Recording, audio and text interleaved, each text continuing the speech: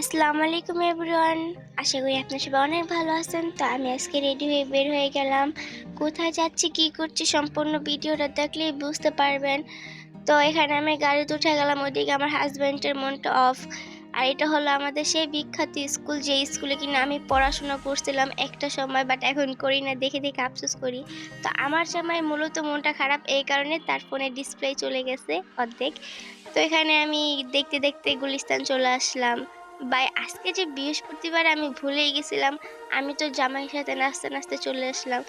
তো আসার পরে আমরা গেলাম পাতালে একটা দোকানে, সেই জায়গায় নাকি ফোনের ডিসপ্লে নেই। তারপর আবার গেলাম আরেকটা মার্কেটে, সেখানে যেয়ে আমার হাজব্যান্ড পেল না।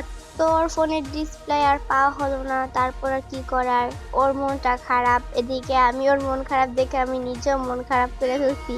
সেখানেও হাঁটতেছে আর আমাকে বলতেছে এই ফোনটা মনে হয় আর আমার চালানো হবে না। তো এখান থেকে আমরা নেমে গেলাম মার্কেট থেকে। তো আমরা আরেকটা মার্কেটে গেলাম, সেই পাতালে। তারপর অনেক খোঁজাখুঁজি পর পেলাম, তারপরে ফোনের ডিসপ্লেটা লাগিয়ে চলে আসলাম। ভাই রাস্তা দেখেন কত মানুষ, এত মানুষ কই থেকে যে আসে আল্লাহই জানে। তো কি আর করে, একটা রিক্সা নিয়ে রওনা দিয়ে দিলাম বাসার উদ্দেশ্যে।